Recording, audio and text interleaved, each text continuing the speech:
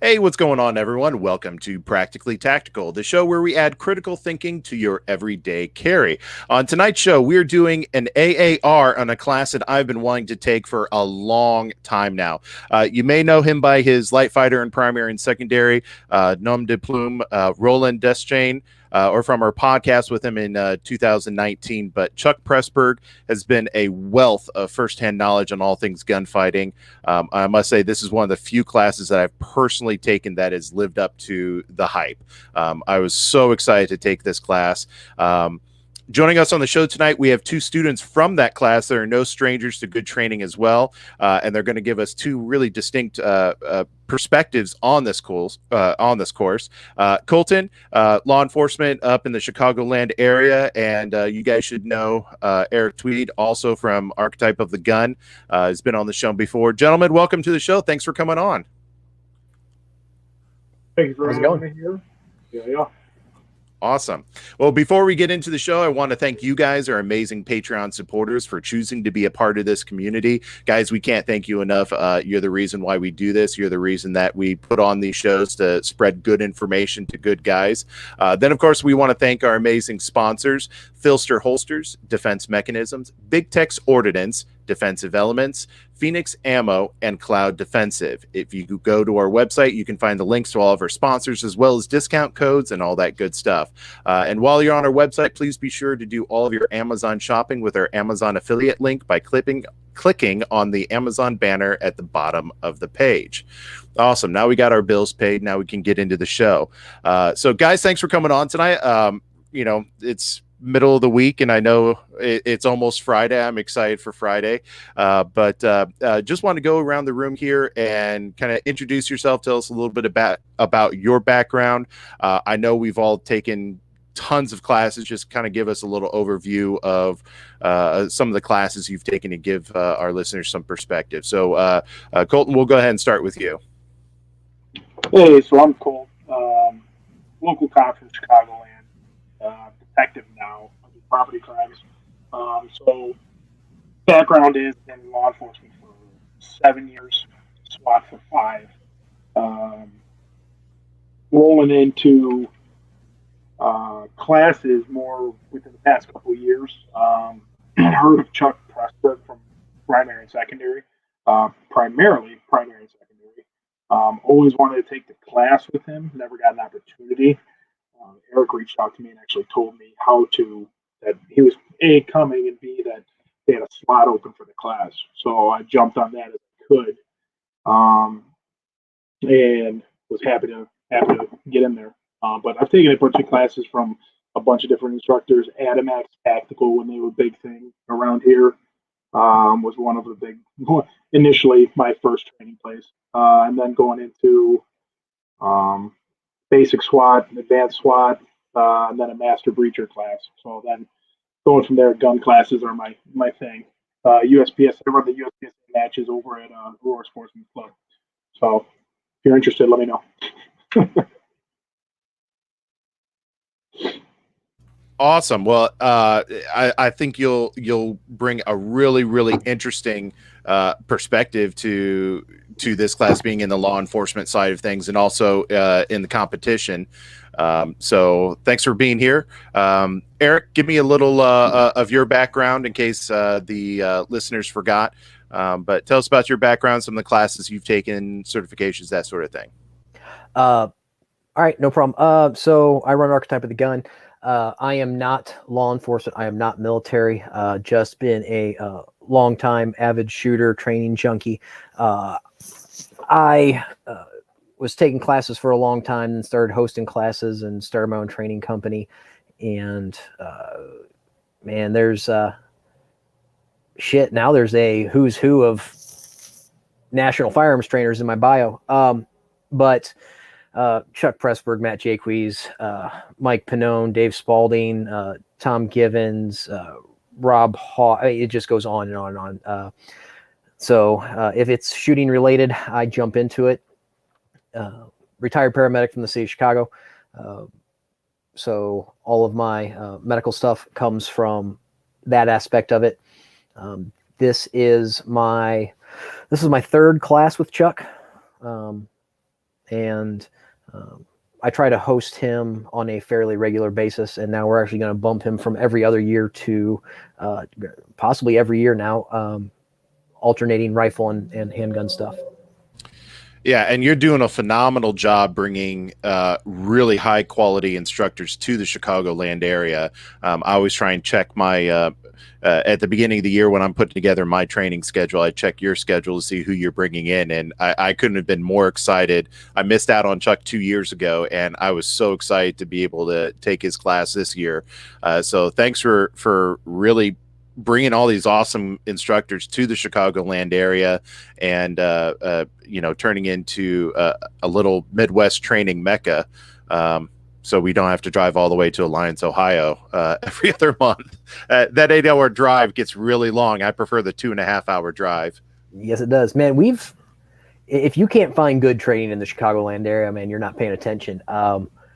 Chicago literally has become a world-class training arena.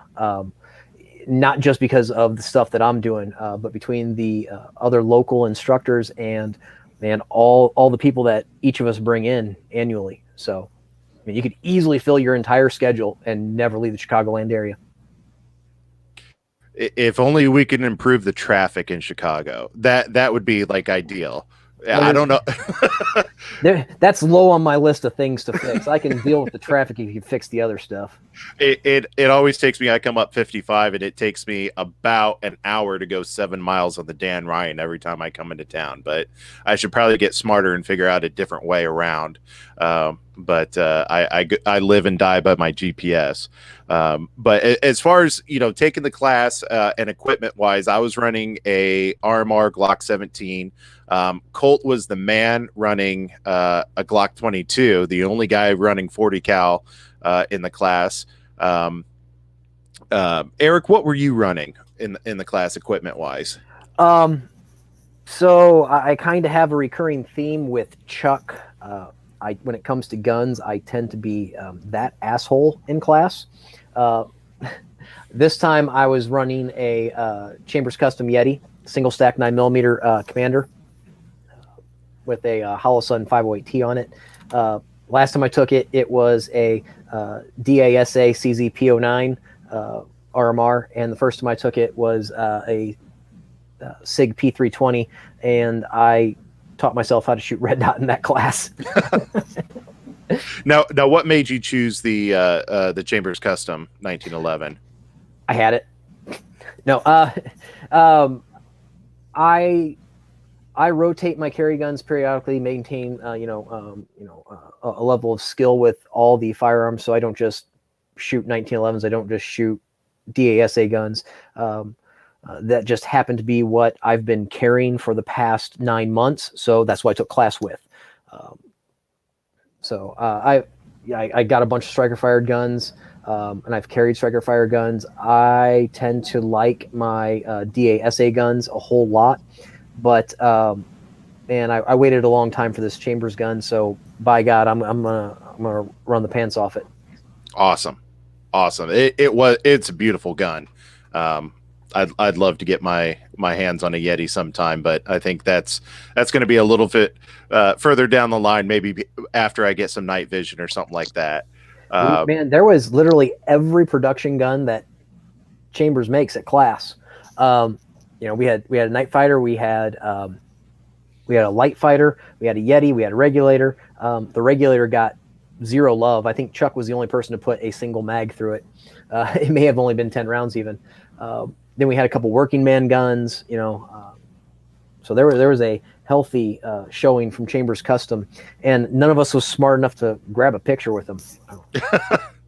We did have one guy. I think everybody on the line had a red dot of some kind on their gun except for one individual, one. and he did really M&P. well. It was an M&P. It was an M&P with a manual safety. Yes. Nice. Colt, what? So you were running a Glock 22. Was it an agency Glock 22? Tell us a little bit about that. So you guys can hear me better now, right? Yes, much better. Okay. So I found an Apple headset. So I was running a Glock 22 that was done up by Trident Defense when they were still around. and it was not an agency Glock. That was my first Glock I actually ever bought. But when I put in for the class and put it in the training request, it got denied. The actual training request got denied, but they said they'd give me the ammo. Obviously, with the ammo situation, 9 is a no-go. So my choices were 40 and 45. So I wanted to be like Erik and do the 1911 route, but 8-round mags are not really good. So I ended up going with the Glock. But it was at the end of the class when my 22 started failing. I was 22 with a 509T, first time on that dot. Love it. Probably going to be my go-to from now on. At the end of the class, it started messing up a little bit, so I started using a Glock 35 with an RMR with a 6.25 dot on the RMR. Yeah, single stack mags for days. I was helping Erik reload his mags because it felt so bad. Had 35 single stack mags. Yeah, that was that was a really, really interesting part of class. You know, we'd be ready to shoot and he'd look down the line. Nope. Erik's gotta reload. I love that every single trip. But you got more reps on reloading than anybody else. Your reloads have got to be, just tops right now. Man, and I double shot class. There was a hole in the line. There was an odd number of students. So day one, I double shot. Day two, I ended up having to do some admin stuff, but so I didn't get to double shoot day two. But I ran that gun hard on day one. Yeah, it was really, really cool to see. I mean, I think all of us did really, really well in the class. And now this is you said your third time taking the class, Erik. How has the class changed over time? Have you seen dramatic changes in it or subtle changes? So I'd say they're more subtle changes. The overall content and intent of the course has always been that high risk, high reward shot, and that ultimate accountability. But he's changed out a few drills here and there, or changed the way he has put them in the lineup to accomplish certain things and make the class flow better. The biggest change that I saw is purely administrative, really, but he's changed the course from a 16-hour course to a 20-hour course. So, yeah, you certainly, anytime you take a class from Chuck, you get your money's worth. It's not break for an hour and a half for lunch. It's you're eating on the go. You got 15, 20 minutes for lunch, and let's get back on the line so we can start learning. So that's always something I really, really appreciate about instructors. That keep the ball rolling and just maximize the amount of time that you have in front of students. No, and that's something that Chuck has always done, whether it was his very first open enrollment class that we did here, or this one that was a sold out 20-hour version. You are go nonstop the entire class. You have just enough time to jam mags, and if you can't jam mags and hydrate, well, you're going to have to pick one. Yeah, I was bringing ammo and a big thermos to the firing line with me, so I was actually reloading while my partner was shooting. And because he at times will just start going into a topic or doing something while you're off the line, and you want to be there for every little bit of that instruction that he gives. Sometimes it's completely random, so definitely be prepared. Eat on the run, drink on the run, just hydrate like crazy, and bring ammo with you on the line so you can reload magazines as much as you can. Wear dark pants so nobody can see when you piss yourself. Yeah. Or sweat when it's 90 degrees out. It was hot. It was hot. But what were some of your expectations for the class? Coming into the class, I know I've heard great things about the no-fail class, of course, the no-fail drill and that sort of thing. So I really wanted to learn more about how to take that high percentage shot, how to take that, where you absolutely have to make this shot live or die, and have better shot accountability, especially at range. And also, kind of solve some of those issues with the flinchies that I have as well. But Colt, what were some of your expectations for the class? What did you want to get out of the class initially coming in? Also, expectation for the class, I was expecting to come into to a no bullshit 25-yard B8 all day, every day for 20 hours straight. Like that's what I was expecting, that we were just going to stand on the line at 25 yards and just B8, B8, B8. And that's, I mean, you look at our standards in law enforcement, and to me as a shooter, they're low. It is what it is. It's being honest. So having Chuck with the no fail, and seeing Chuck in YouTube videos and Patreon and all that stuff with his mentality, it kind of puts you in perspective of, well, where is your weak point, right? 25 yards for cops is weak point. It is what it is.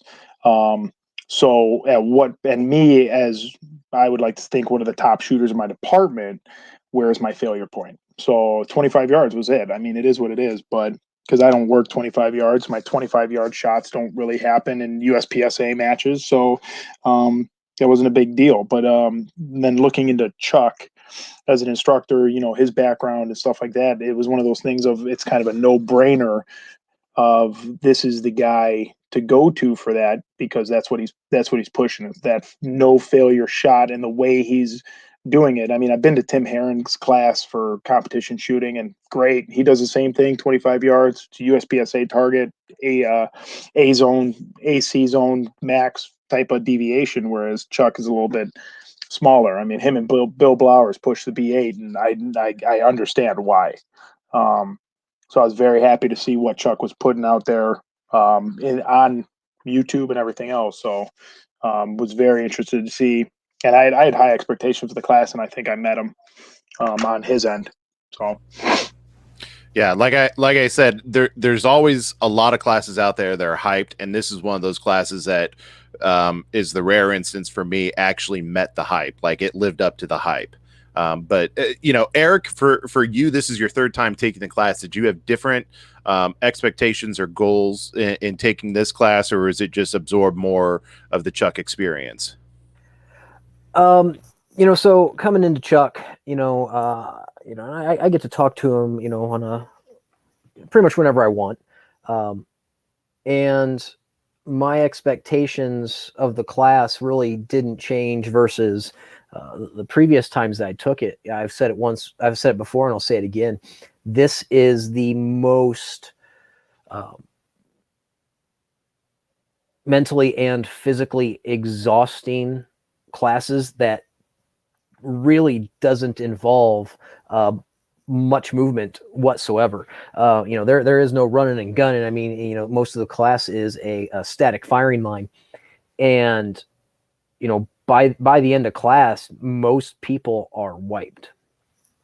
So my expectations of Chuck, didn't really change. I knew what I was getting into, but my personal expectations were, I have changed as a shooter. I don't know if I'd say significantly, but I've definitely changed as a shooter over the years of working with Chuck and some other people. And my thing for this class, besides the absurd notion of double shooting the class and putting 2,000 rounds in a weekend through the Yeti, was just to push myself and my limits, exhausting myself to the point where, all right, now I have to make this shot, and I have to maintain that emotional control in order to pull off what needs to be done, right?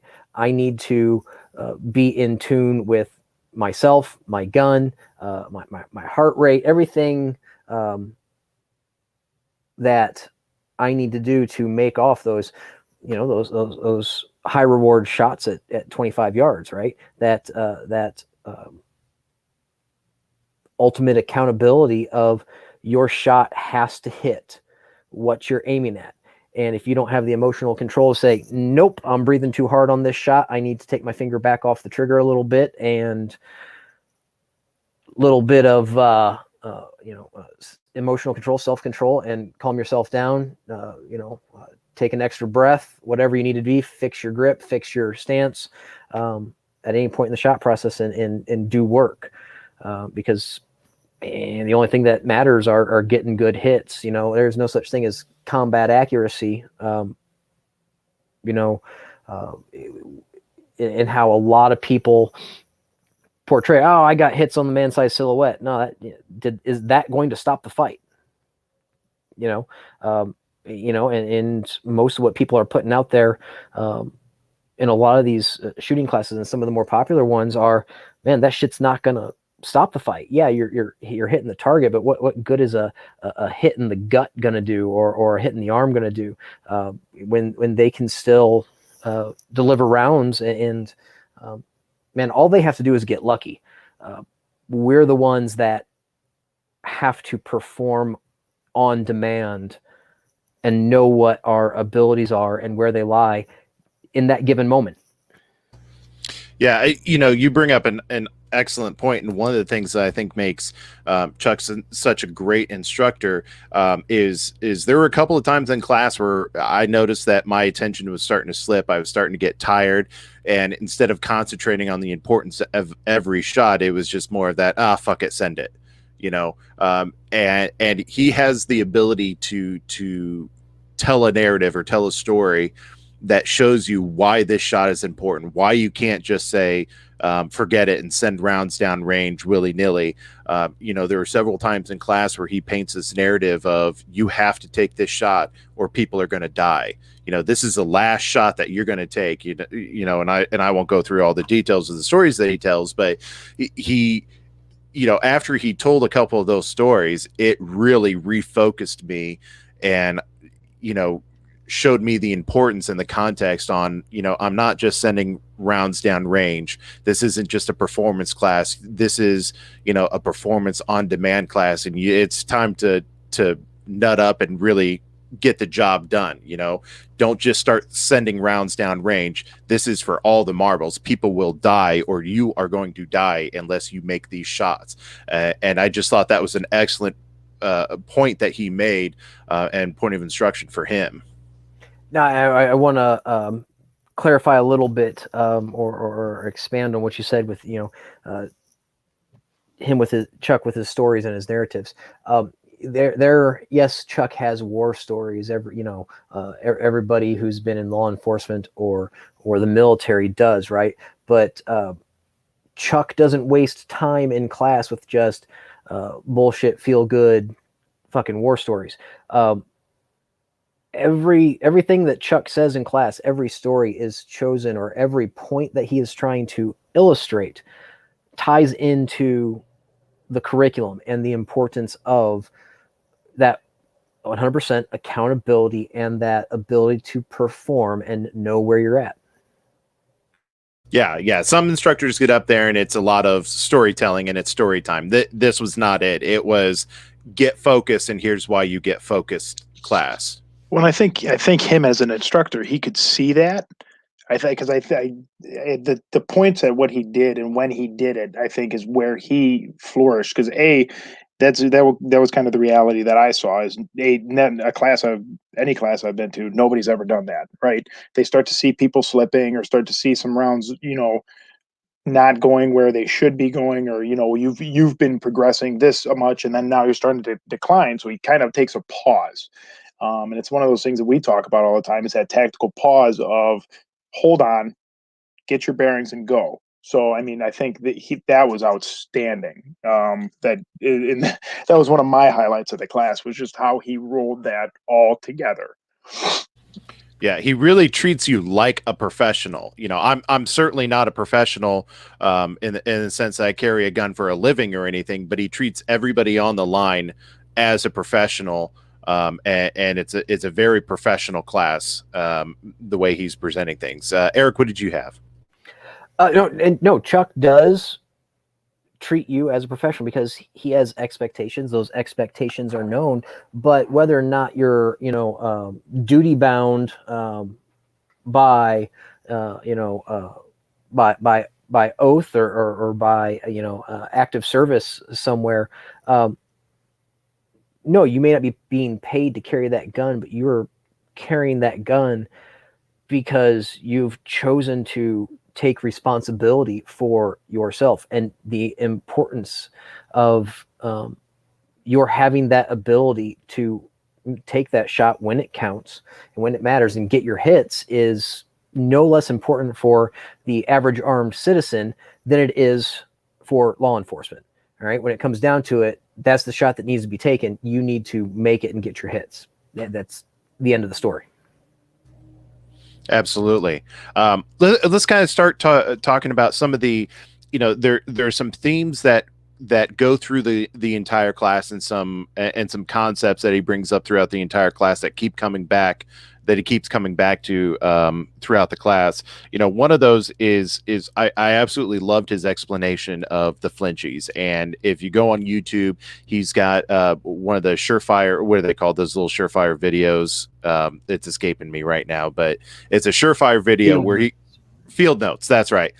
So he goes through the details of what he calls the flinchies, and it comes down to how much you're prepping the trigger and how you're prepping the trigger. But was that something that, for me, that was something that was a new concept for me to think about, and really started to make a big difference in my shooting once I started the strong hand only and weak hand only shooting. Was that something that was new for you guys? I know Eric, obviously new to you, but when you first were taking the class, was that something that was interesting for you?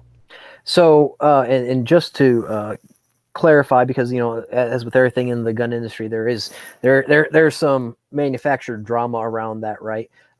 Whether you like the term flinchies or not, or Chuck's using that as a short form of the explanation that he's given previously in class of those flinchies are that culmination of how much caffeine have you had? How much nicotine have you had? Are you been in a fight with your wife? What's your emotional state? Did you just get done running a mile chasing a dude? Did you not get enough sleep? Are you aware physically and emotionally what your body's doing and how your body is impacting the firearm with that pre-ignition movement of the firearm, right? And that's what it comes down to. You have to stabilize it and do the work needed to do to hold that gun long enough for you to break your shot, disconnect that sear, right? So that pre-ignition movement thing is, I don't want to say complicated, but it's not as simple as just saying the flinchies, right? It is. There's a lot going on when Chuck says flinchies. So. Yeah, absolutely. I mean, the technical term for it is pre-ignition movement of the gun. And he explains that too. He explains both what the flinchies are as the common term for it, but as the pre-ignition movement. Colt, what did you have? What did you think? Yeah, I mean, the taking classes with Jedi and Reston, and though Reston kind of resonates with me on the prep of the trigger, because that's what he's big into as well. Chuck, I like the way that Chuck explained it a little bit better. But it's also that one thing about, especially with this tuned out Glock, I'm running a different and light trigger with that Glock. So doing the pre-ignition, I flinched a lot, especially it being a 40 cal. I don't know what it is, but I just flinch a lot when I got a 40 cal in my hand. But it's that pull, the initial pull of the trigger, that kind of gets your mind rolling of like, okay, the gun's going to go off, push down, and that's not necessarily the case, right? So he's, again, I mean, that's where the magic happens, is in that flinch, right? That if you pull the trigger straight into the rear with leaving the sights on the target, the bullet's going to want to go where you want it. So I agree. I do like how he related flinchies to getting your trigger all the way through that wall and just pulling it straight back. Yeah, and if you want more information on that too, specifically what we're talking about in more detail, go check out the Surefire field notes on that. It's a great video. It's about 40 minutes, but or maybe 25 minutes, but it's one of the longer field notes that are on there, but it's definitely worth it. Erik, what did you have there? And well, speaking to what Colt had said about, and also you about trigger prep and getting yourself set for the shot, right? Chuck's teaching style resonates very closely with mine. It is a lot of the stuff that we do is kind of a guided self-discovery, right? We give you options and you do what you need to do, boo, to do the work that you need to do. If you're the type of person that needs to prep the trigger and take every single ounce of slack out of that trigger before you break your shot, do it. If you need to just roll straight on through that trigger, start to finish, just send it. Do what you need to do. Prepping the trigger and preparing to take the shot is different for everybody, and everybody does it a different way, not just because they're carrying a single action gun or a DASA gun or a striker fired gun, right? Because I can prep my triggers, 6 different ways from Sunday, depending on what I'm doing. But what it comes down to is, like with what else I've said, know your capabilities and the capabilities of your tool, and do what you need to do to perform. Now with you, Erik, Colton and I were both shooting. You bring up the point about the different types of triggers. We were both shooting DA guns. You were shooting a single action 1911 style, but you also shoot quite a few DASA guns as well. Did you find yourself kind of rolling more into the roll through the trigger press versus the prep, or is it with one gun you're doing one thing, or you kind of do it all? So I will generally, once I decide to go on the trigger, it's go, right? And that is, I am the oddball in the firearms community, whereas I still feel that shotguns and revolvers have a place, right? So same with my DASA guns, right? I stroke that trigger smooth start to finish. However, during that, and how long that process takes, just depends on what gun you're shooting, whether you're shooting striker, DASA, or single. But once I decide to go, it's go time. Where it comes into a little bit more comparing how I work the trigger, it's regardless of what style I'm shooting, I'm in tune with what I'm doing on the gun. And if something doesn't feel right, having that ability to stop, fix it, and then continue on with the process without disturbing my sights, or at least getting them back on target. Right. So, and that self-discovery process too, one of the standards that he has, when we're in the middle of the drills, and one of the themes that were throughout it is he wanted the accuracy standard to stay around 80%, because if you're making all of your hits in the black of a B8 target, he's like, you're not pushing yourself hard enough. You're not seeing where the envelope is.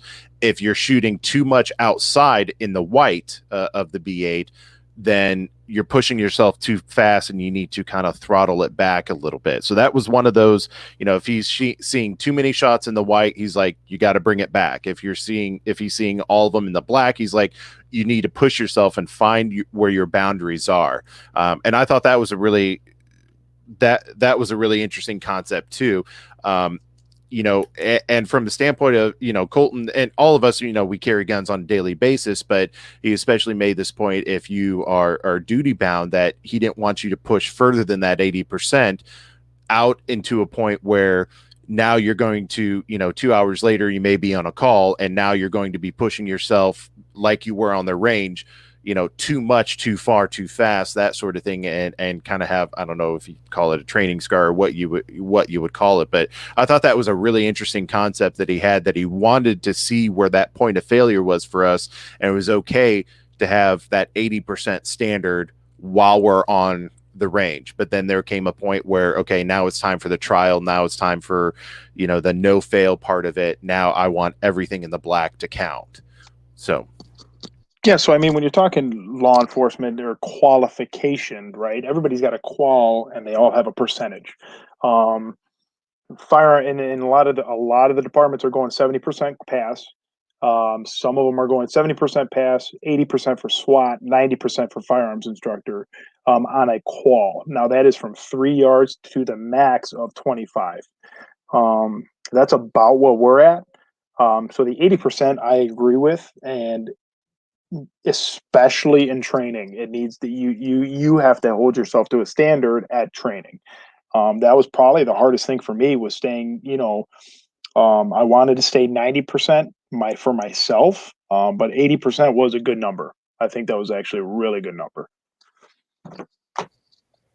One of the things that I've seen with that, being with a lot of other instructors out there and seeing other people's teaching style is, there's different ways of going about it, but Chuck sets the standard and gives you, a standard to uphold. But at some point, he expects you to push it till the wheels start to fall off the bus, because you have to know where that point is.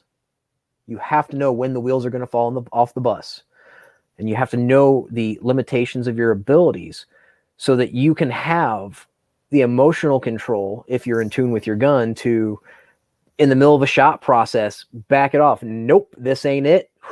Bang, and then do the work. You have to know those abilities and limitations,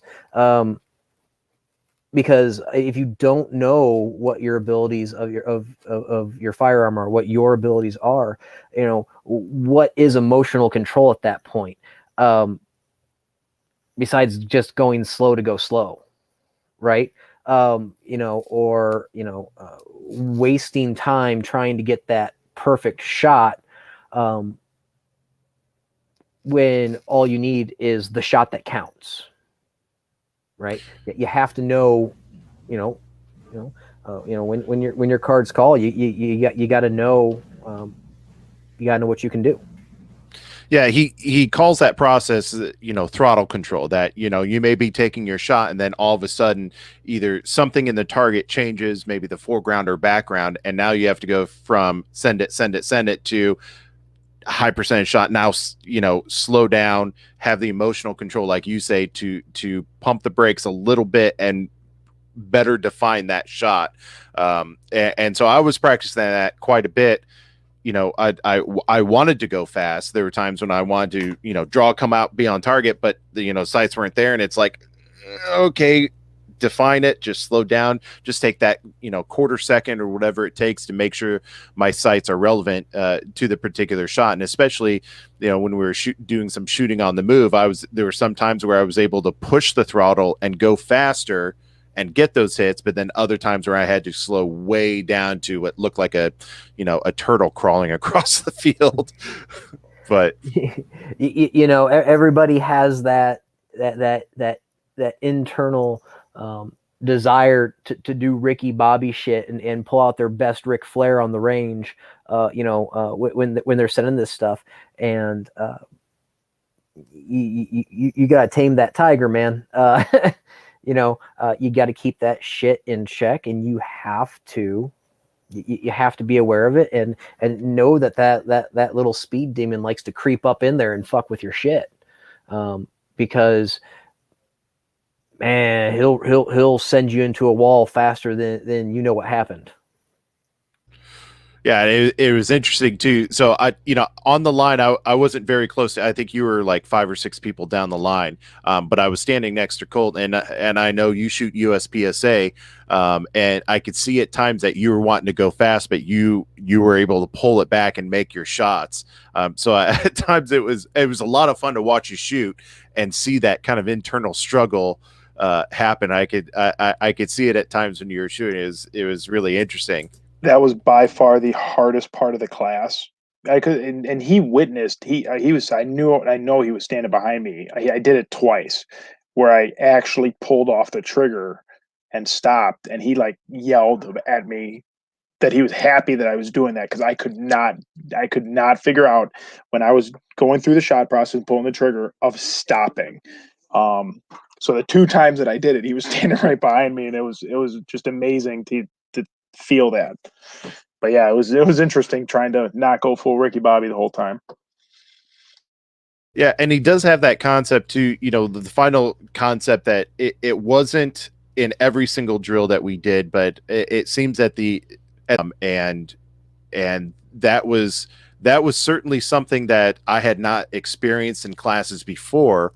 But the idea of that, you absolutely have to make this shot. No excuses, no bullshit. You have to make this shot. Have you guys ever taken a class that had that kind of standard in performance on demand before? I think Jedi's at the end, you go through the black belt standards.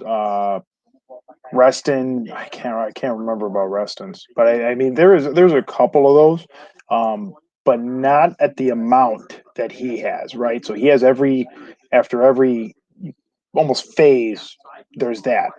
So kind of you kind of get to do what you want to do, see where you're at, and then now it's time to perform. So I mean that was pretty cool. Yeah, push the envelope to that 80%, but now it's time to rein it in and hit it 100%. Right. Yeah, man, lots of people have different versions of standards and what they're trying to accomplish with their their point of instruction, et cetera, et cetera. But one of the things, it was just funny because a couple days, maybe a week after class, we just had some downtime between lessons, and we don't actually really shoot in class a full-on no-fail drill, right? 25 yards from the holster on a B8, all in the black, right? For time. But I said, screw it, decided to run it.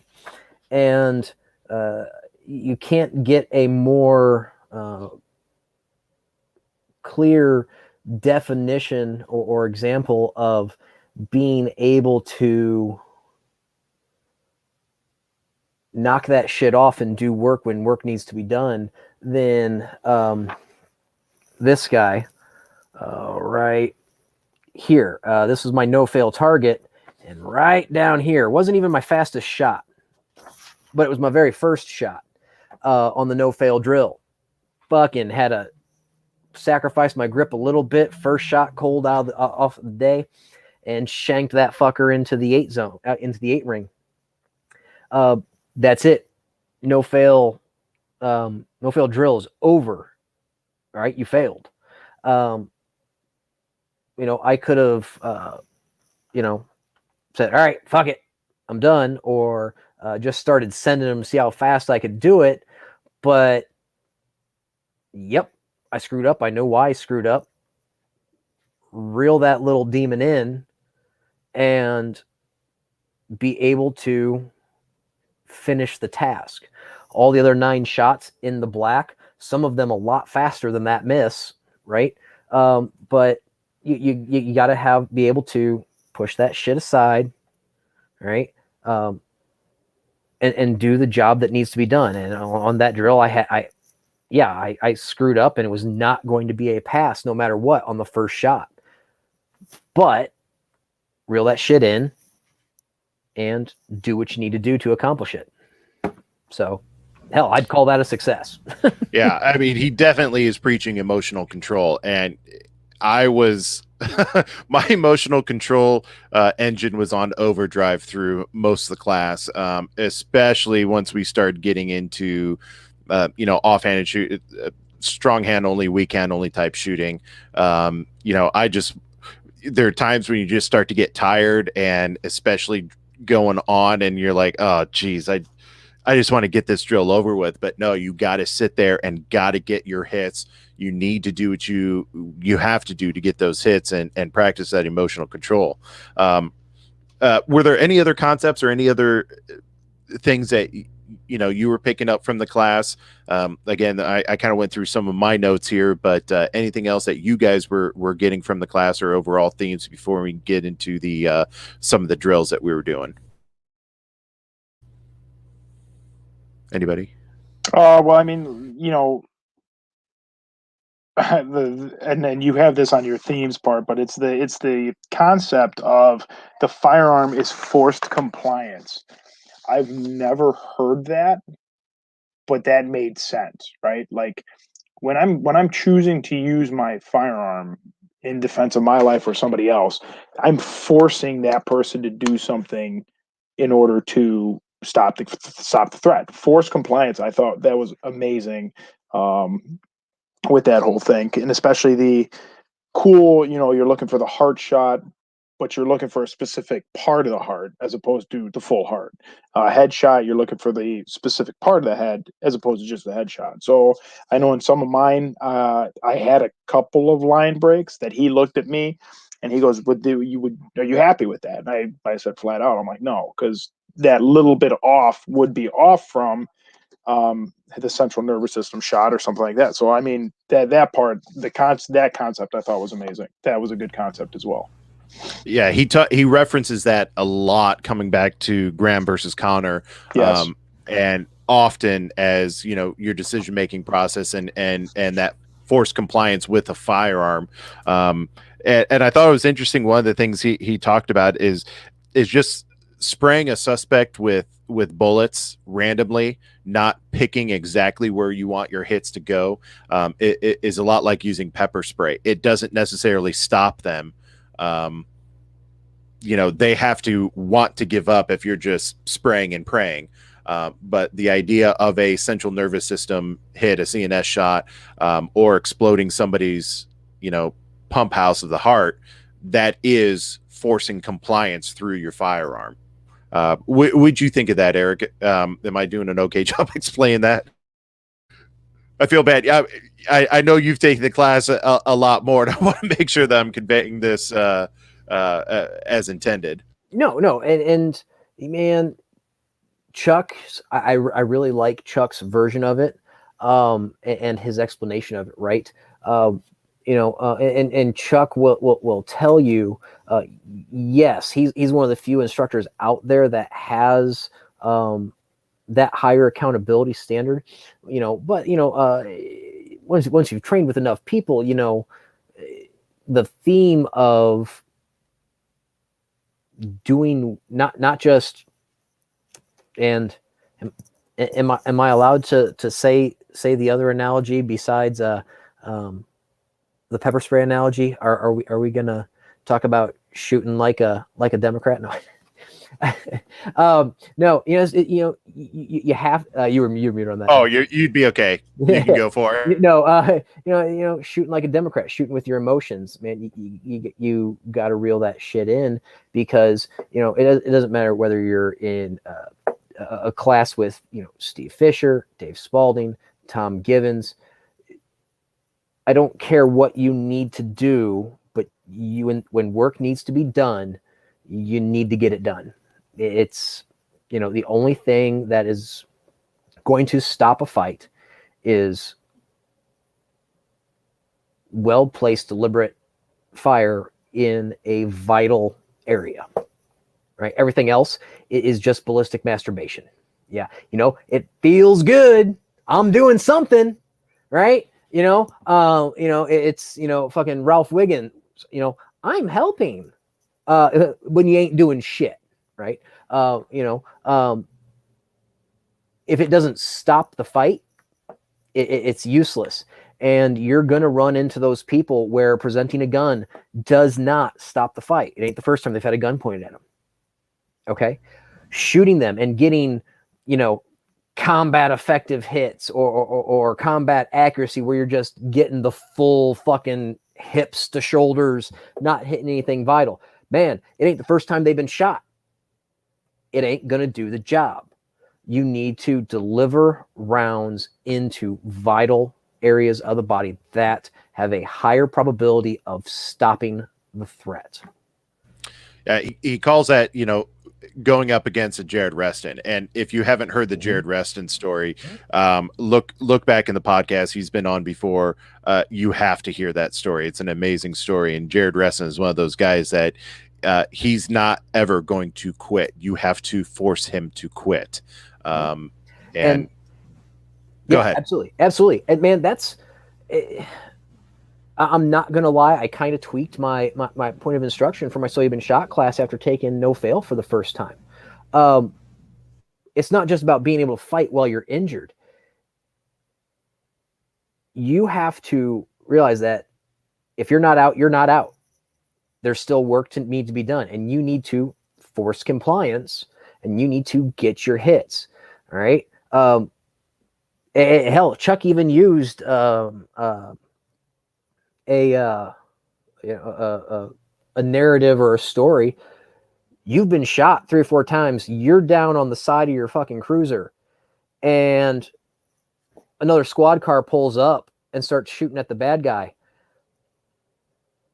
The bad guy starts to ignore you when you've already been partially filled in.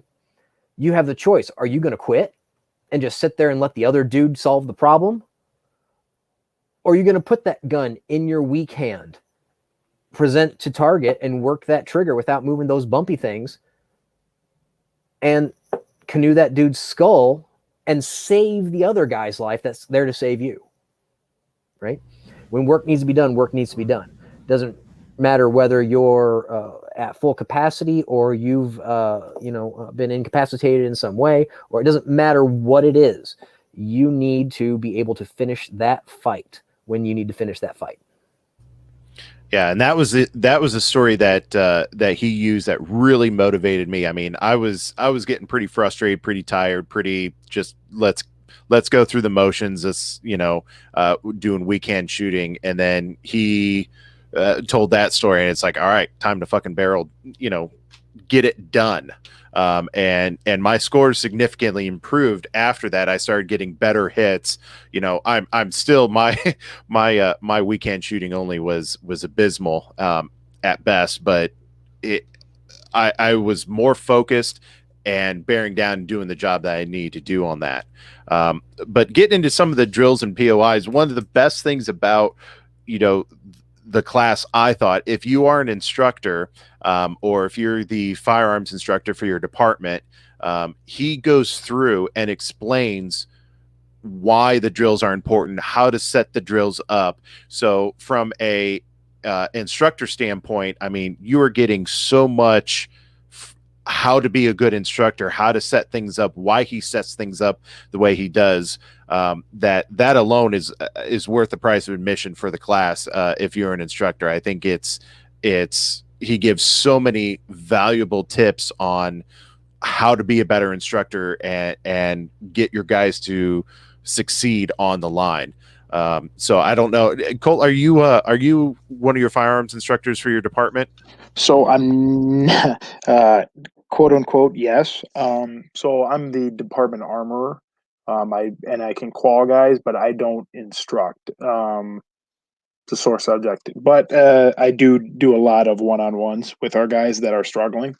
And that's it. Just putting it in perspective for them kind of helps. But it's also motivation, right? If you're not motivated to do it, you ain't gonna do it. So it's the motivation is the key. And a lot of what Chuck said, like you said, his stories just kind of burned. Just like a lit a fire, and like would just start like the emotional process in it, as opposed to just all right, just get on the line and just shoot the 4 rounds. Nobody cares. It made it more emotional for me, especially for, I don't know why it just hit me. It hit home for me for some weird reason. But they were good. That helped me light the fire. Yeah. Absolutely. I mean, I was very, very well motivated after some of those talks. But get into some of the drills. I mean, day one, first thing on the line, you get up there and it's a 10 round B8 at 25 yards, untimed, just hit it. That's how the class started. I think I scored a 96 on the first one and a 91 on the second one. I was pretty happy with the 96. And then looking down the line, I'm like, oh shit, there's some good shooters in this class. But how'd you guys do with that? Man, I knew that was coming, right? But it does set the tone for everything that he's going to be doing, right? And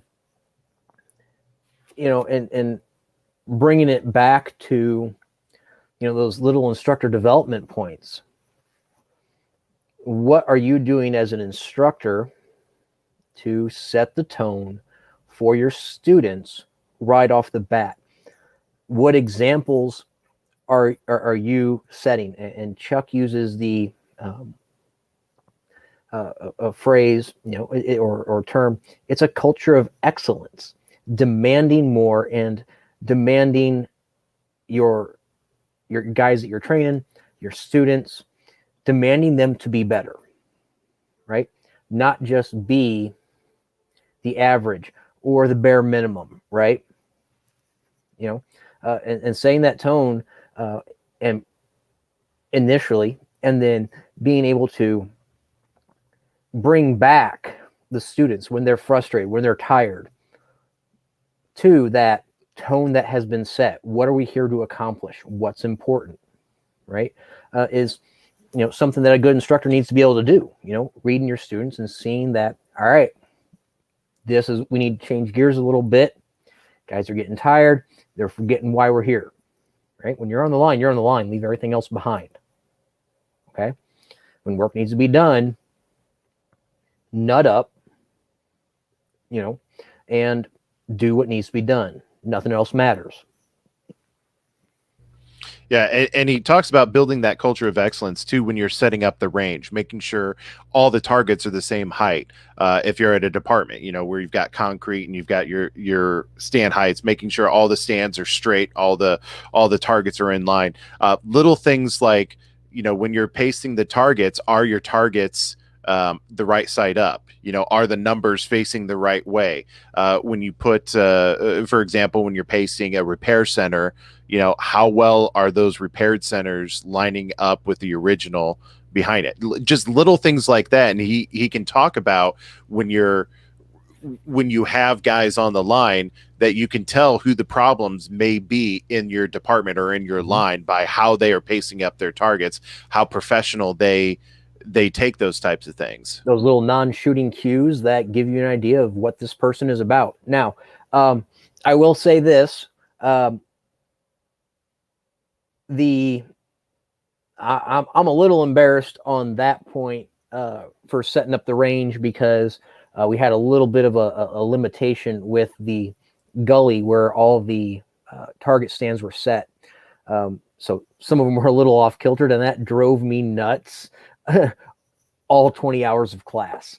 But I don't know if that was harder on me or embarrassing myself in Dave Spalding's instructor class, where I'm all jammed up on mags and I'm helping Dave shag targets.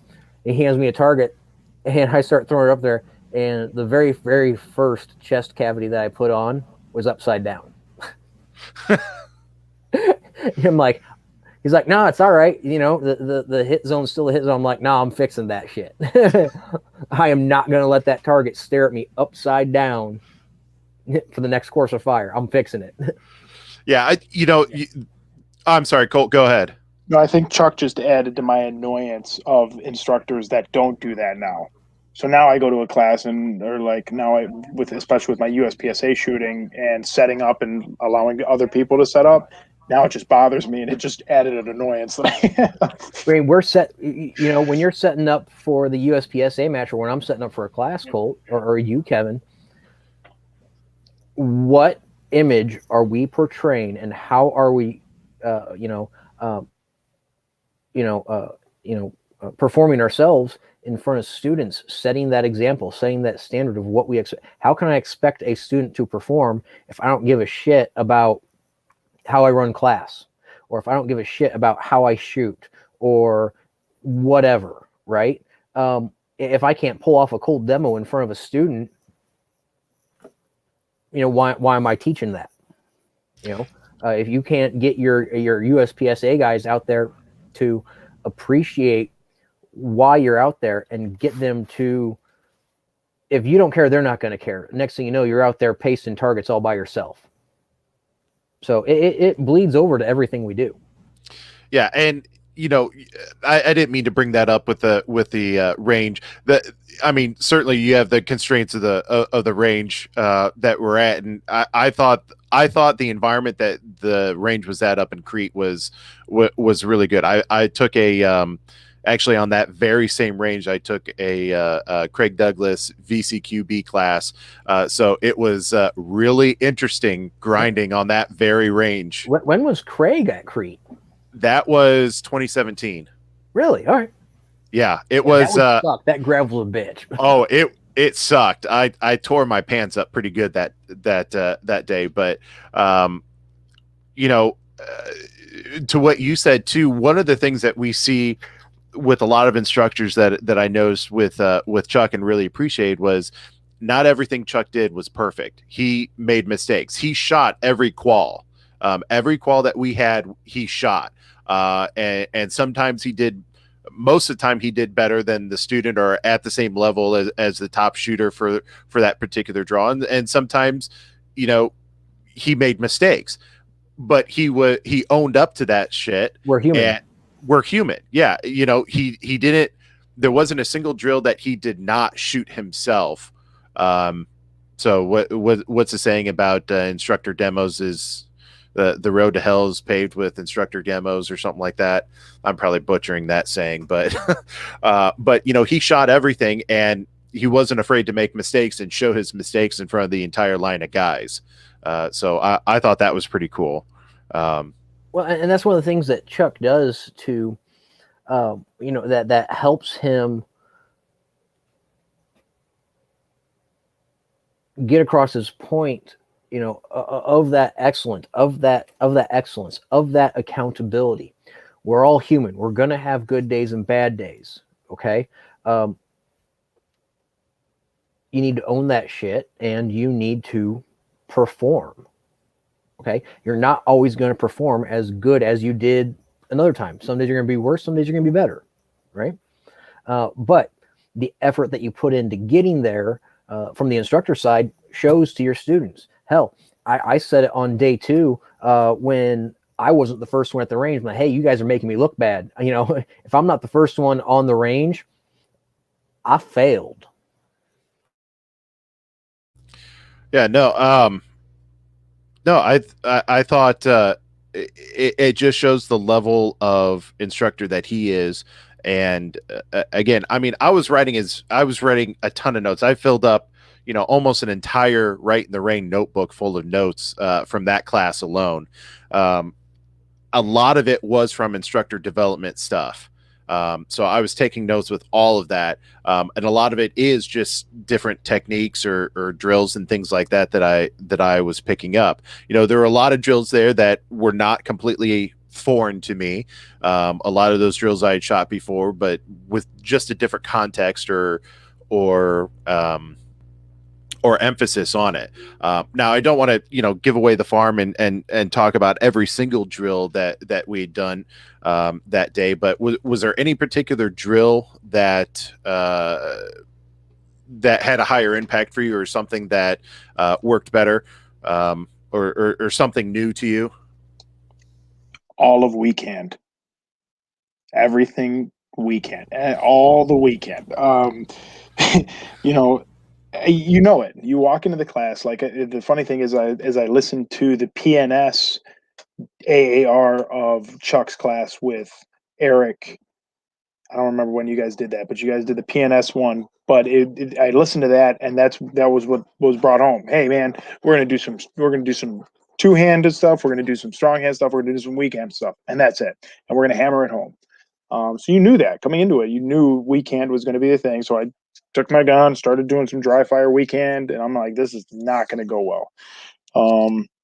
So taking that and him explaining the importance of it was huge. So I mean, you knew coming into the class what you were kind of getting. But that weekend is just it's a bitch. Yeah, to give you a little idea, so day one, morning one, is all two-handed.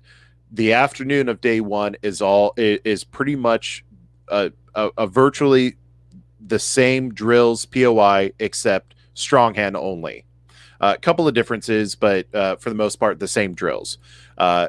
Coming into day two, you start off the day with two-handed, 25 yards, B8 untimed. And it says, okay, weekend only 25 yards. And let me tell you, I'm embarrassed to say I scored a 35 on that B8 at 25 yards. I had 6 shots that didn't even hit the target, didn't even hit the back.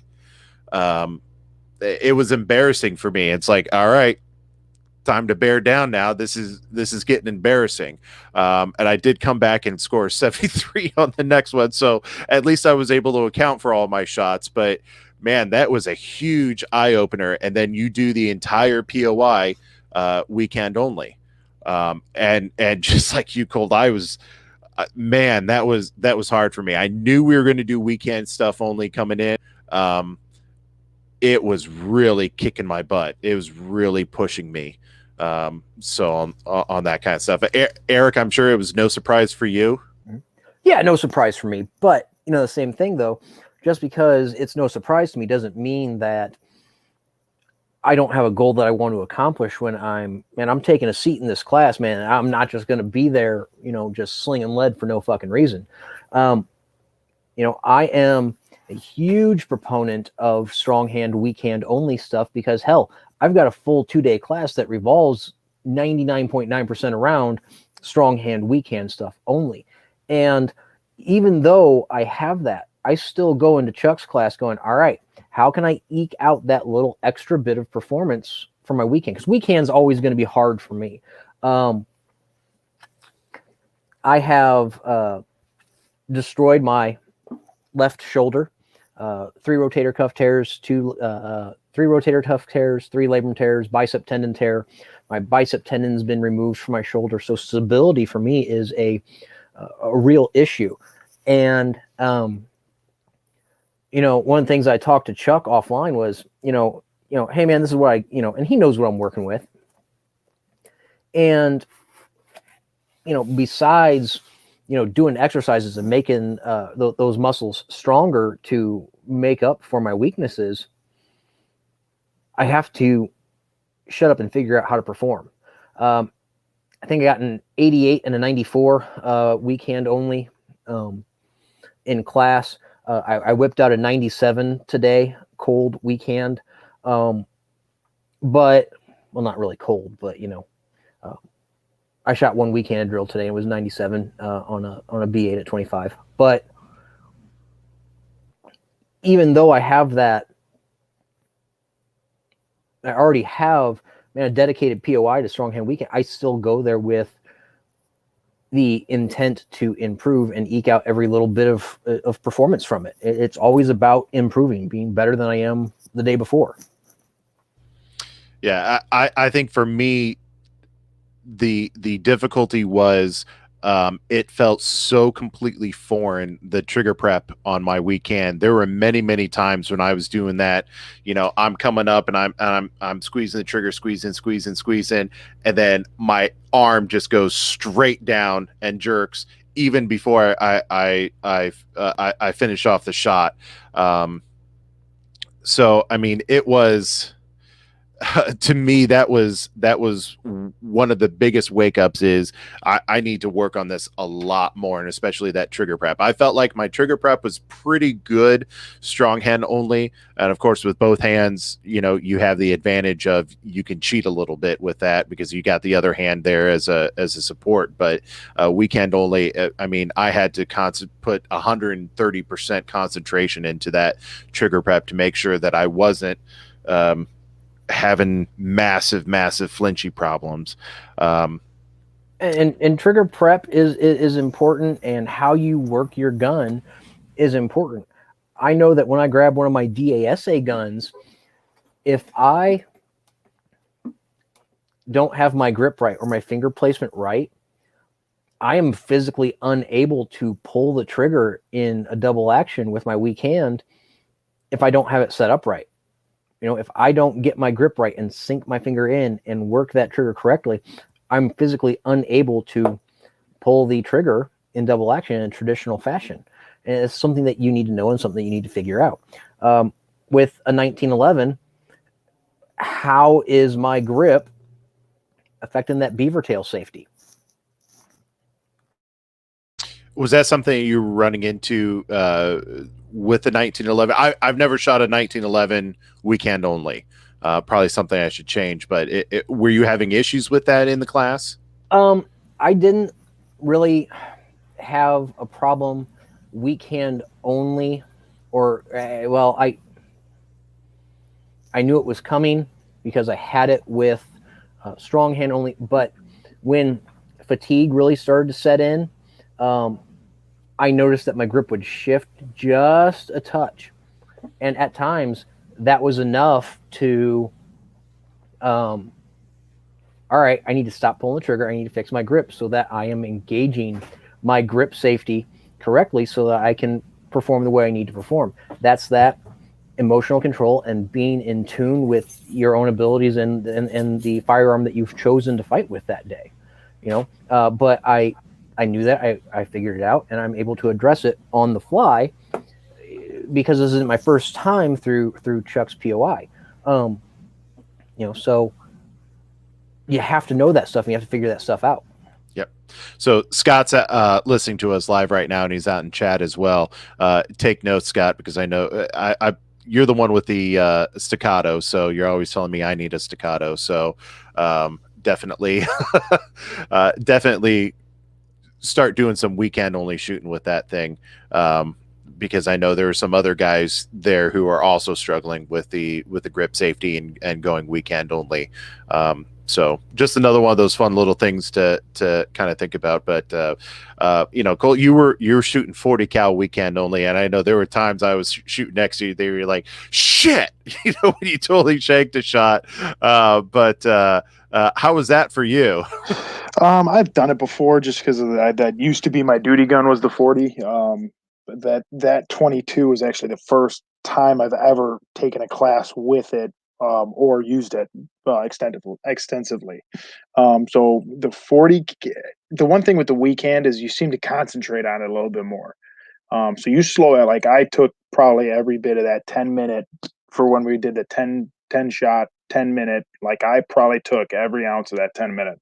But by the end of it, I was like, screw it, let this round fly because it's the last one. It's just a different animal, and that's when I started having malfunctions, and that's when so then I had to take it during the middle of the class and clean it, and take it during, and here's another stovepipe and stuff like that. So it opened my eyes to the fact of like my Glock 35 never did that, never had any problems with it. Glock 35, 40 cal, long slide, running like a top. So when I started having issues with it, that's when I kind of looked at it like, okay, is your grip? Is it the gun? Is it you? What is it? So that's where I think the 40 cal comes up short because the Glock 22 itself has a lot of problems. And it was fine two-handed. It had a couple hiccups strong-handed, but then weak-handed it really did not. It didn't function. So that's when I had to switch. Yeah, even I was struggling. I had a couple of failure to feeds with my 17 on the weekend only.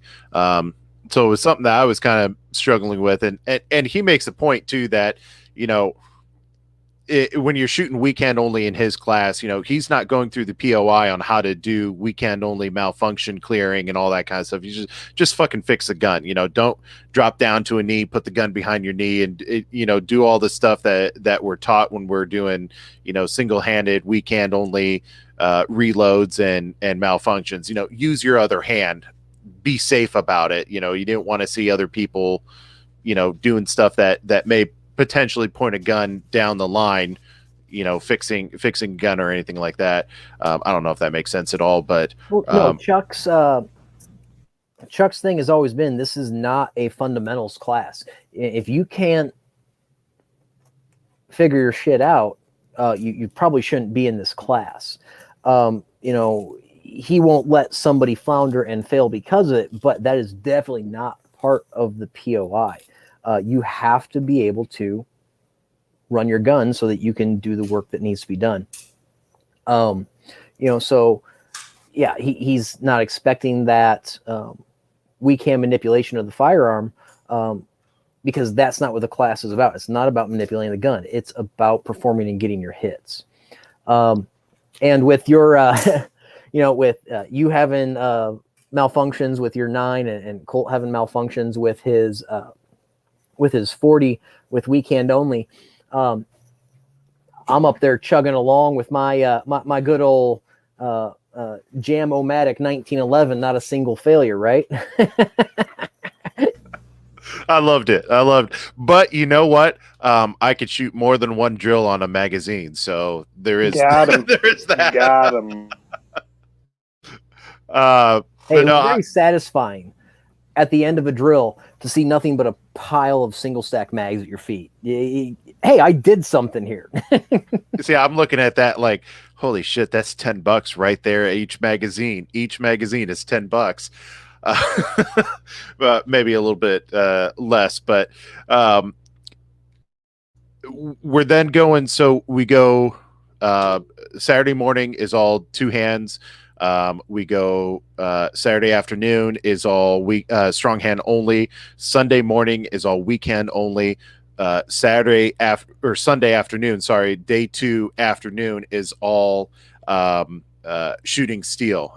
Now we start to shoot on the move. Now we start to do other drills and transitions from one shot to another, from one target to another. And we start doing, Bianchi Cup type plate rack shooting and things like that. I don't know about you, but I was having a lot of fun in those drills, really performing well. And then he starts saying, okay, now we're going to do this weekend only, shooting on the move, that sort of thing. And I started going, there was a couple of targets there. And I think there was one time where, you start off 20 yards away at smaller steel targets.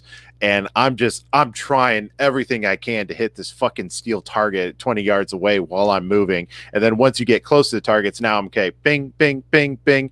And Eric, you said to me, you're kind of shitting the bed at first there, and then you start hitting the targets. What did you do differently? And I said, I got closer to the targets. Yeah, that one gave me a chuckle. Yeah, the honest answer, I mean, I did bear down a little bit more, but being closer to the targets certainly is easier at that point. I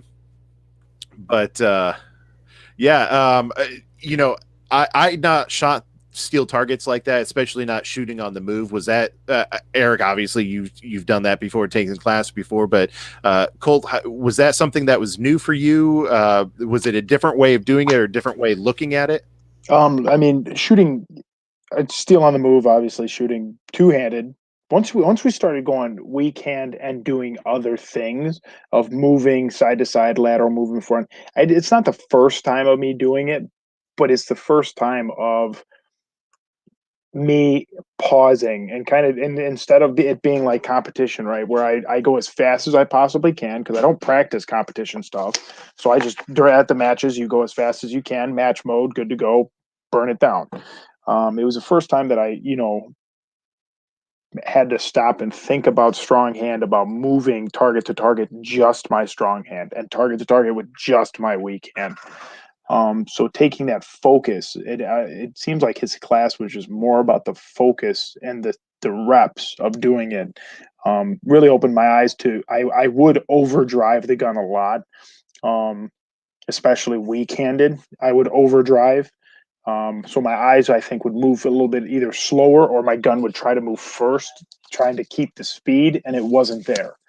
So I feel like I noticed that a lot. But I thought, I mean, the speed on steel stuff, the steel stuff is, I love that stuff. I wish it was longer, and I know he's trying to make it longer. But yeah, that was good stuff. Yeah, he's playing around with making it a 3-day class. But as any instructor development goes, you got to figure out how you're going to The gaps. fill that space in, but not just fill that space in with feel good drills and stuff. It has to be germane to your POI, right? But when I asked you, Kevin, what you did different, yes, you got closer to the targets, but then what you said you bared down and you did what you need to do to get hits.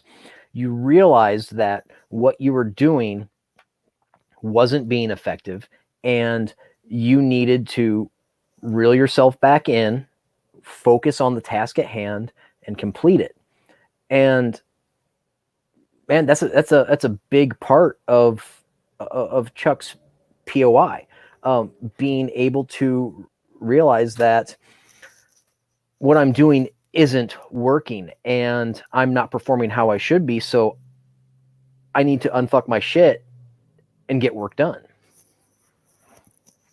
Yeah, there were certainly times when there was a lot of hope and prayer going on there. Especially if you haven't been able to tell, I struggled weekend only. But it's awesome that, that's where I want to fail. If I'm going to fail, that's where I want to fail in training like that. So I can figure out how to, unfuck my shit and learn. Now I know what I need to work on. But when we start moving, one of the lessons that was up for me was, the throttle control. Move fast when you can move fast. Slow down when you need to slow down. When you need to throttle it back to make that shot, throttle back.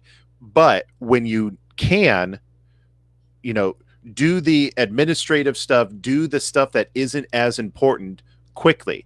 Drawing the gun from your holster. That's something that can be done quickly. Okay, do that so you can have more time to concentrate on what really matters, which is placing that shot where you need to.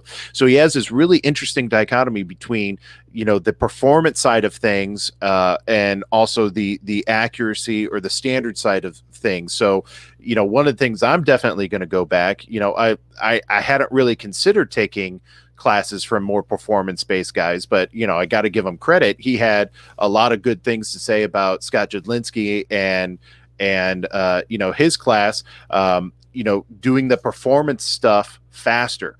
I can certainly work on getting my gun out of the holster faster so I can concentrate and throttle back to make that, really high importance, no fail shot. So that was a really, really interesting concept for me, going back and forth between slowing down, throttling back, and speeding up when I can. You mean to say that the speed of control is important and you need to do what you need to do efficiently, and things will have a better chance of working out in your favor when you do the work that needs to be done? Yeah, it's amazing how that works, isn't it? Yeah. It's almost like I've heard this shit a couple of different times. It just, it's the same thing from a lot of instructors that have said different ways of saying it, but I got to be ready to hear it when I hear it. And with Chuck's class, it really did impact me on the performance-based stuff. So I thought that was a big takeaway. And then ending the day with the Bianchi Cup plate rack. Man, I need to get one of those things. So he talked about the MGM plate rack in a bucket. That thing's money. Yeah, they have a portable one that is significantly less of an investment than your traditional Bianchi plate rack, which is, those things are expensive. Yeah, oh man, I was trying to think. I did look it up. It was less than $500 for the bucket kit. Was it like 300 something? Yeah, it's between 3 and 5. I mean, when you factor lumber into it nowadays, it's probably a $500 kit. But right, I mean, you guys were shooting over $100,000 worth of steel. Wow, on that range. When you put that into perspective like that. Yeah, there was 4 of those across, 4 Bianchis across. Plus then all your mini plates. All the plates, all the silhouettes, the dueling trees, the spinners, all the portable steel. Yeah, that range has been a long time in the making, and I'm not looking forward to the day where we eventually have to tear it down and move it. Oh man, that'd suck. But let's talk a little bit about that Bianchi Cup drill and the importance of it. Transitioning from target to target, and we kept track. I'm missing on the par times. I can't remember. I think it started at 8 seconds at 10 yards, something like that. I can't remember the time. I honestly don't remember. I honestly didn't shoot it this time because I was doing admin stuff. But you shoot it at 10 yards, 15 yards, 20 yards, and 25 yards. You do have a par time, and I think it's got to be less. So I think it's 9 seconds at 25 yards, 8 at 20, 7 at 15 yards, and then 6 seconds par time at right. 10 yards. Okay. Yeah, 6, 7, 8, 9. Yeah, I think that's right. So no makeup shots. So you get one shot at each of the 6 targets. Total scores is 48, and you just count your misses. So if you're over the par time, that any shots that you make after that are counted as misses. So it's like a golf score where you just count the negative. And I ended up down 8 on that drill. But man, that was really, really interesting. And again, when you only have one shot to take at each target, I don't think I ever approached the par time. I think I was always like a second or two short of it. And there's certainly some of those shots where I could have taken my time and taken that extra split second to make sure that I hit that plate. But I just thought it was a great drill, a great culmination of the entire weekend, shooting the Bianchi Cup stuff. So what were your guys' thoughts on that drill? So I've always shot the plate rack at speed. I've always, every time I shoot the plate rack, every time I run the plate rack, I run it at speed. So I'm looking at 2.5 second par time, well, quote unquote par time goal. So when you give me 6 seconds, and I've been shooting it at speed for years, it puts into perspective, right? Because that's the one thing he said. You look like an idiot when you leave one plate standing and you have 3 seconds left to shoot that plate, but you left it standing because there's no makeup. So when you look like the moron, when I give you a par time and I give you a full amount of time to shoot it, and you leave plate standing. So that's where when he said that, and he kind of looked at me because he knew it was coming, that I was going to try to burn it down. It really hit home of like, all right, this is a little bit different than USPSA. I'm not trying to beat anybody here. This is kind of beating me and beating myself. So shot the first one clean, I think, second one clean, and then they went downhill from there. Yeah, the 20 yards was the killer for me. I dropped 4 at 20 yards. It's amazing how small those things get when you start stepping back. Yeah, I dropped 1 at 25 yards, and I dropped 4 at 20 yards. I don't know how that happened, but after you drop a couple, you're like, okay, slow the fuck down and make my shots.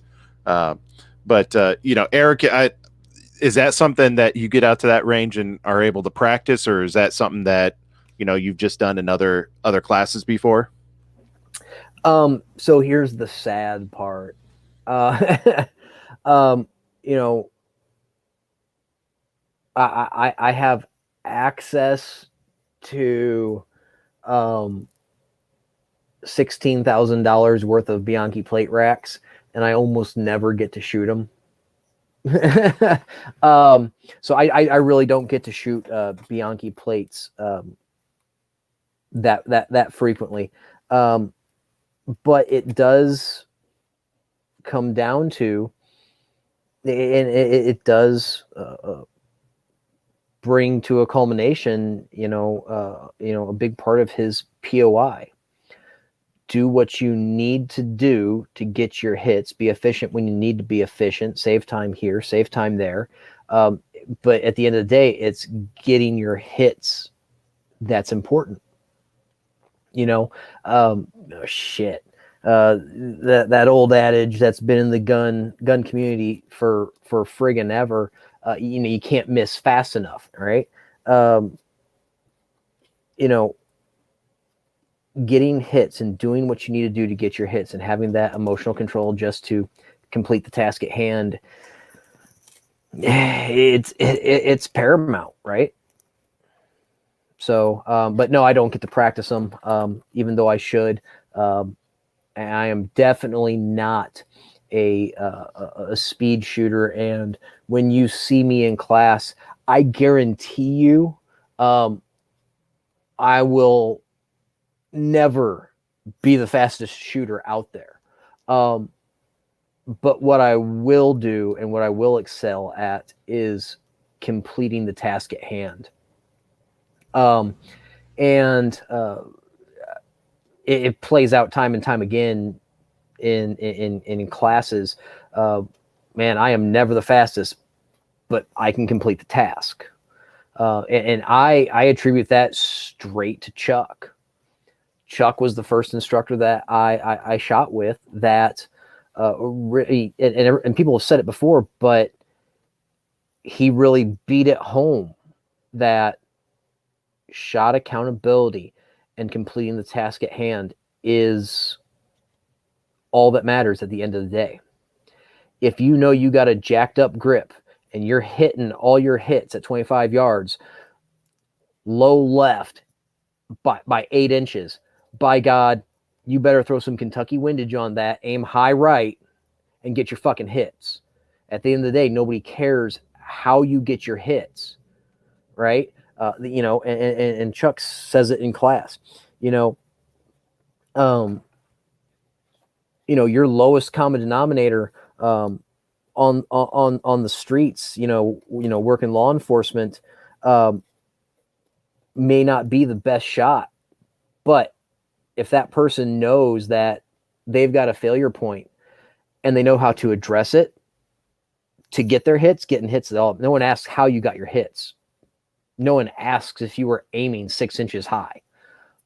All they care about is, did you get your hits? Did you complete the task? Did you do the job? Did you do work when you needed to do work?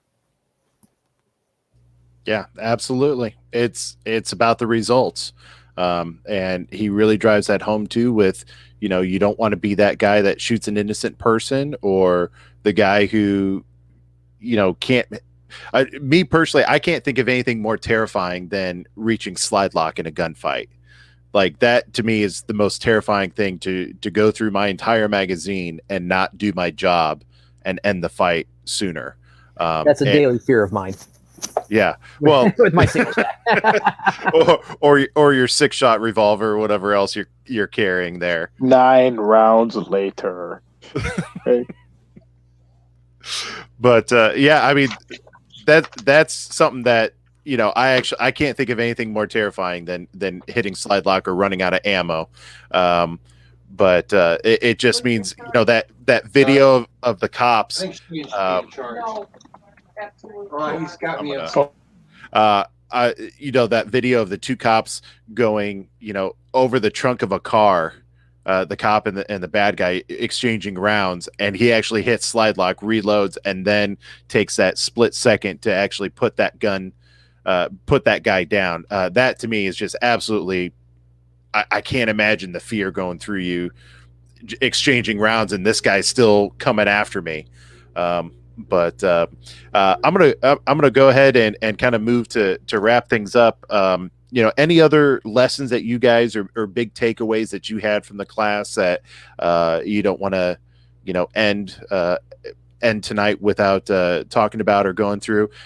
Eric, I'll go ahead and start with you. It sounds like Colt might be talking to somebody there. I've probably said it about 300 times in this podcast, but man, at the end of the day, get your hits. That's all that matters, man. That's all that matters. Chuck has a knack of pushing people to strive for their best. I don't know if it's because it's the type of class and people's expectations when they come to it, or if it's Chuck himself. But doing the work that needs to be done to complete the task. No matter what you talk about, no matter what you pontificate, no matter how you get there, man, that's what it is. That's what it is. Absolutely. Colt, any final thoughts? Any lessons that we didn't talk about that you want to talk about? So I kind of put together some bullet points of Chuck's class. I mean, I was doing the same thing as you were. I just had my phone and trying to type as I'm doing all this was tough. Sure. But it like a couple of the things, like he says you can't play the odds game when talking about deaths of innocence. That's the line of work I'm in, right? I'm a SWAT guy. I want to be hut all the time, right? And that's kind of one of the reasons. The SWAT hands. So that's kind of one of the reasons I took this is like thinking about my kids of like, all right, they're at an elementary school, taken hostage. Who do I want to take that shot? Do I want to be able to teach my guys on the range during SWAT training? This is the accountability we're looking at. So that was one of the big reasons I wanted to take the class. And that hit home. He did not disappoint in that realm. This is high consequence shit is good quotes. I love that. And then, I mean, the big one that I took away, it was like almost one of his last remarks is you don't want to be a work in progress. You at some point you have to know your limits. At some point you have to make the justification of you not being able to do something or do something, right? Like you cannot just always be a work in progress because you're just going to end, right? That's reality. So I mean that kind of you don't want to you need to be able to focus and train and stuff like that, but know your failure points. I think that was a big one. And one of the things that we did in the very first open enrollment class that Chuck did, when the very first time I hosted him years ago, man, that's a couple years ago now, man. And we don't do it anymore, but for me, in that class, the very first class that we did was we labeled the targets. Okay. Here is we split the A zone of the IPSC target in half, so that you had just that top portion, a little bit bigger than a 3x5 card of this is your acceptable hits.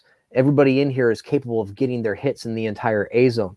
But when you block off that bottom portion of that A zone and you have a picture of your kid taped there and you shoot your kid in the face, even though it's a photo, right? Or you have your kid's name written up there, your wife's name up there, and you shoot the target where your wife's name is written.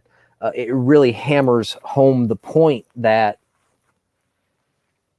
you don't owe it to yourself to do better. You owe it to those around you. You owe it to your family. You owe it to those you're responsible for. Colt, as law enforcement, you owe it to the community around you to on demand be able to do that. And that one really hit home for me. And I know why it's not in the program anymore, but that was kind of a gut check for me, just that one drill, right? But we don't do it anymore. But it's that ability that Chuck has to get across to his students that you screw this up, someone is dying, and it's not the person that needs to be dead. Yeah, absolutely. That's a hard thing to think about, but it's the reality of the world we live in. And when you choose to carry that gun, that's a responsibility that you're taking. Or when you choose to, be in a career where you're carrying a badge, that's your duty to the community as well. And that's something that to the gun community at large is a big negative mark. The majority of people don't take it serious enough, think that having the gun on them is enough, think that they'll be able to magically perform. And the sad fact of the matter is 98%, 99% of the gun carrying community can't perform to Chuck standards. Yeah. And that's a scary thing. And our buddy Dan Easterday has said it before. I'm not afraid of the criminal element. I know how to deal with them. I have a good idea of what I can expect from them. It's the other law-abiding citizens that think that they're good enough, right, that I'm afraid of. That's and we talk to students all the time who, they conceal carry on a daily basis, but they won't take a force on force class, or they won't take, a more advanced class, or they say, I'm just not ready for that. But, William April had that thing, the little post on his door frame that, when he left the house for the day, he touched that and said, today's the day I'm going to get in a gunfight. And if you are not able to tell yourself that, not that you're expecting to, but you have to have that expectation that today is the day you're going to get into a gunfight. And if you're not ready for that, then you shouldn't be carrying a gun. And yeah, that's an awesome point. And leads to the last question that I've got for you guys today. Who do you think should take this class? Who out there in our audience or out there in the public, who's the type of student who should be taking this class? It's up to you if you want to go first, Eric. I'd say, as a firearms instructor, as somebody that spends, a obscene amount of time in a retail gun shop, clearly everybody should take this class. Unfortunately, not everybody's ready to take this class. Chuck has some unofficial standards for getting into the class, being able to, keep it all on a B8 at 25 yards, is, shoot an 80 or above of untimed fire on a B8, should be a goal of yours before getting into this class. But anybody is welcome in this class. Anybody that carries a gun professionally or on a daily basis in their personal lives should be in this class at some point. And as long as your gun handling skills, as long as you can run your gun, you'll take something away from this class. Even if it's not Chuck's POI, hopefully you'll get the fact that, man, I am not as good as I think I was, right? I am not as good as I think I am, and I need to be better.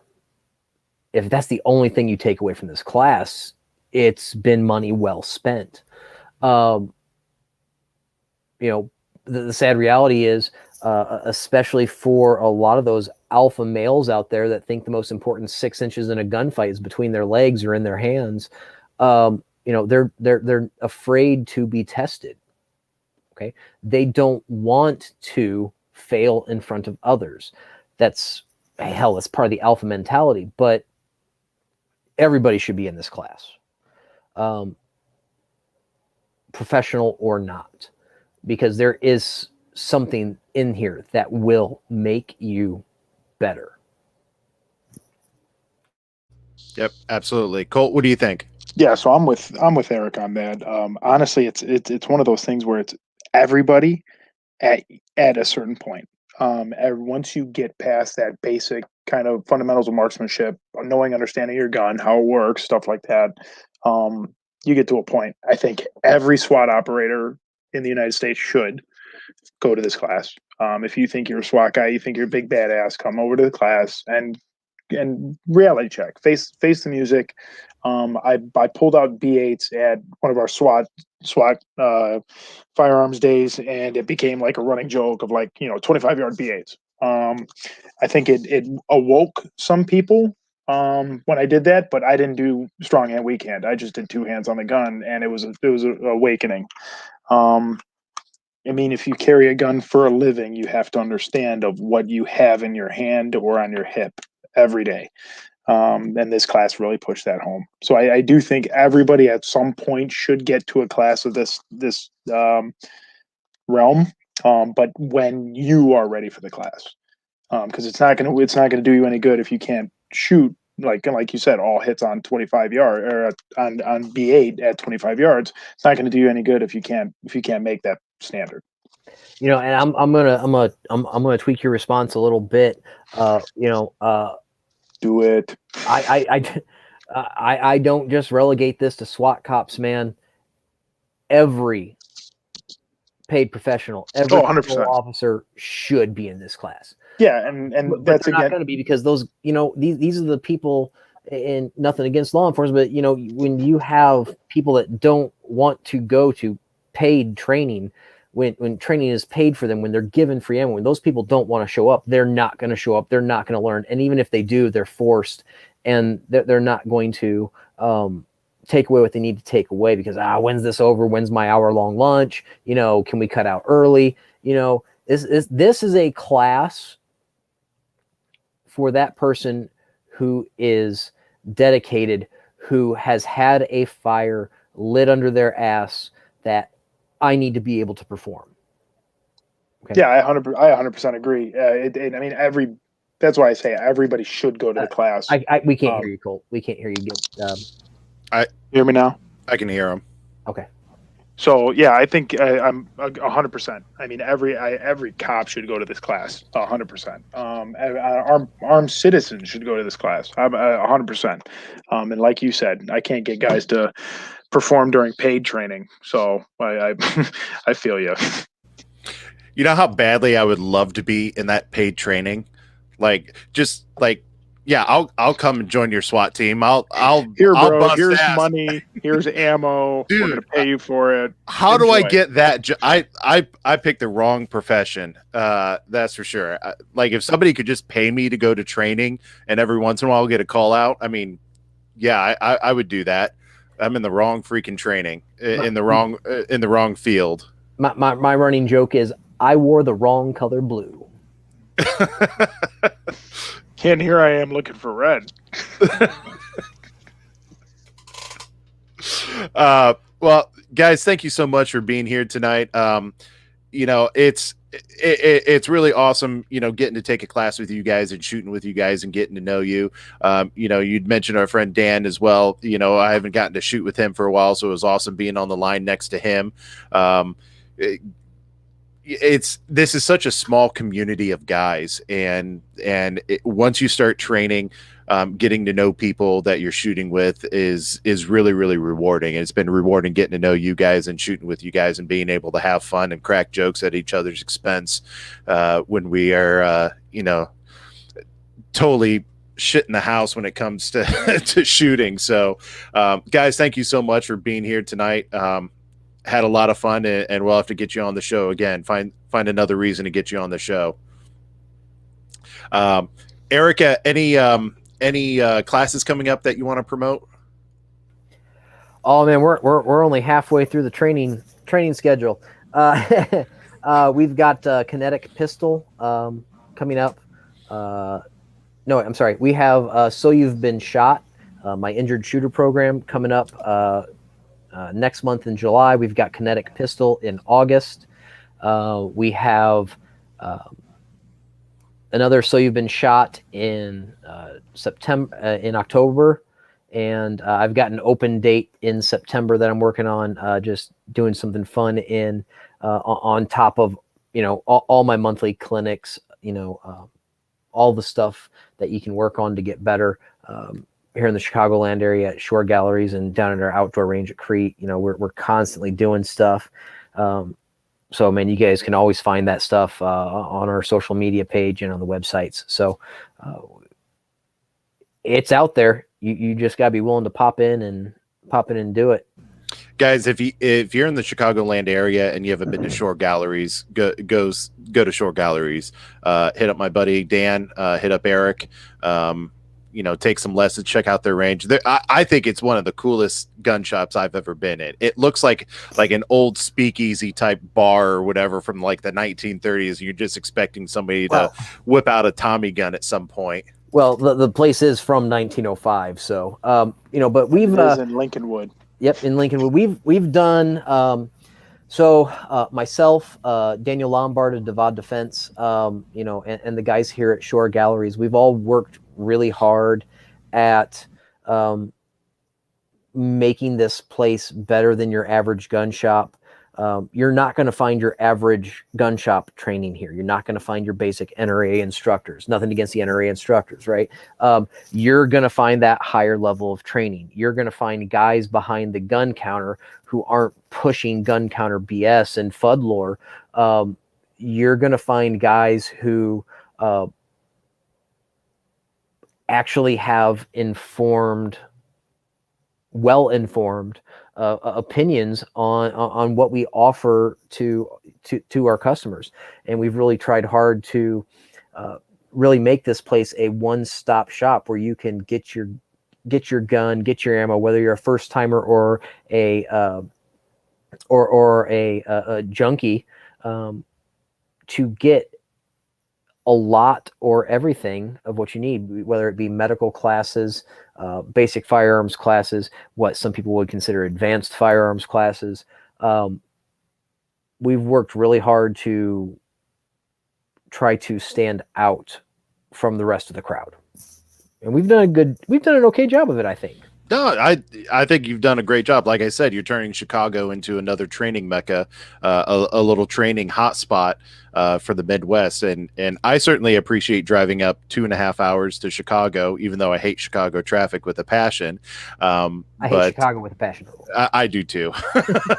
But I didn't want to insult you by saying that. But I'm a transplant. I don't care. But yeah, I certainly enjoy the guys that you're bringing up there. Colt, I gave Erik a chance to kind of promote what he's doing. Any search warrants that you're going to be executing you want to promote or anything like that? Actually, I had one this morning that I was on the treadmill and they pulled me into a call out in Hinsdale. But getting them white wine Xanax spritzers, Yeah, I needed the spritz this morning. No, I'm just kidding. No, we got I run the USPSA matches at Aurora Sportsman's Club, so we got a couple. I think next month is canceled. So back in August, I think the 22nd or the 15th, I'd have to look. It's probably the 15th. But no, if you're in the Chicagoland area or even the Midwest, here's another plug for Erik. Amazing stuff. I took Dave Spalding's class there at Crete. This is my second class. They've got a lot of good stuff going on at the compound with Devad Defense and them. But Erik and you guys and Kevin and Dan have put together some amazing training classes that I think are the best for everybody, but especially for concealed carriers. I think that's a market that's kind of lacking. Everybody does law enforcement stuff. Every instructor has a law enforcement class. Every instructor does this. Your guys' stuff geared towards the concealed carry civilian is huge. I've been telling my parents they got to go to your guys' classes. I'm like, hey, don't come train with me because I suck. Go to these guys. But Archetype of the Gun has got some good stuff coming up. And I keep trying to not push myself to spend more money in ammo and come on out. But you guys got good stuff going, and I'm happy to be a part of it. It's really nice when the department picks up your ammo. That again, why I'm in the wrong business. Yeah, somebody will actually pay for my ammo. I remember back in the day, way back in the a year or two ago when I have, friends on the department. Hey, I got unlimited ammo. Erik, you need any? Absolutely, I do. Oh man. Yeah, now I'm just looking for brass and primers. That's all I'm looking. Dude, if you need brass, I'm staring at a 6-gallon bucket that's overflowing with brass. I've got 45 gallons of brass in my garage. Good God. I'm just saving my shit to send off somewhere to get it reloaded.